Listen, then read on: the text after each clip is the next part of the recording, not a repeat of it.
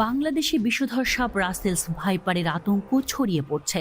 গণমাধ্যমে প্রচারিত তথ্য বলছে, চলতি বছর এ পর্যন্ত পদ্মার তীরবর্তী রাজশাহী, রাজবাড়ী, মানিকগঞ্জ সহ বিভিন্ন জেলায় রাসেলস ভাইপারের দংশনে অন্তত 10 জনের মৃত্যু হয়েছে।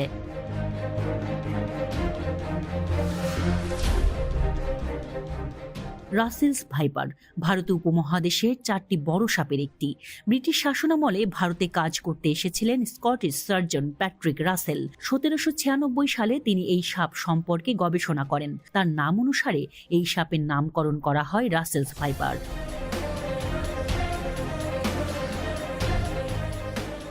বহু আগে থেকেই বাংলাদেশে অস্তিত্ব ছিল রাসেলস ভাইপারের।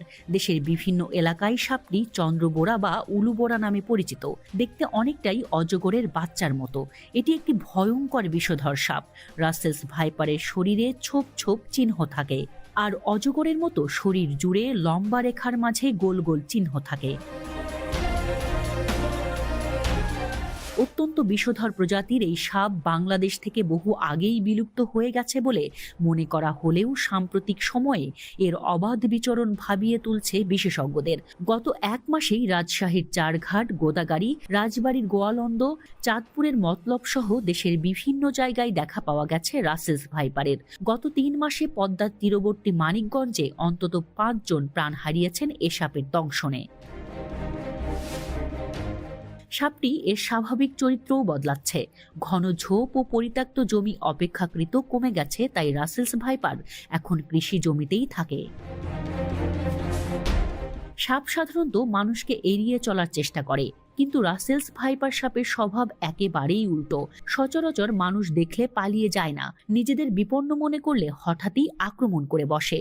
বিষধর সাপ হিসেবে পৃথিবীতে রাসেলস ভাইপারের অবস্থান 5ম, কিন্তু হিংস্রতা আর আক্রমণের দিক থেকে এদের অবস্থান 1ম। আক্রমণের ক্ষেত্রে এই সাপ কতটা ক্ষিপ্র! 1 সেকেন্ডের 16 ভাগের 1 ভাগ সময়ের ভেতরে কামড়ের সম্পূর্ণ প্রক্রিয়া সম্পন্ন করতে পারে। বিশেষজ্ঞদের মতে সাপটি এখন পানিতে চলতে পারে বলে বর্ষাকালে কচুরিপানার সঙ্গে বহু দূর পর্যন্ত ভেসে জায়গা বদল করতে পারে।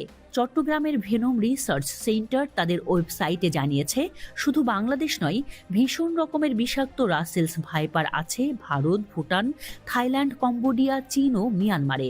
এ সাপ সাধারণত ঘাস, ঝোপ, বন, ম্যানগ্রোভ ও ফসলের খেতে বাস করে। যেহেতু ডিম না দিয়ে সন্তান প্রসব করে, ফলে সাপের বাচ্চাদের বেঁচে থাকার সম্ভাবনা বেশি থাকে।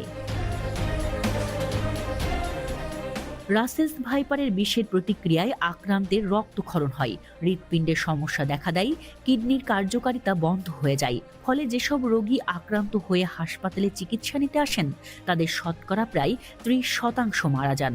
অন্যান্য সাপে কাটা রোগীদের তুলনায় রাসেলস ভাইপারের দংশনে মৃত্যুর হারও বেশি।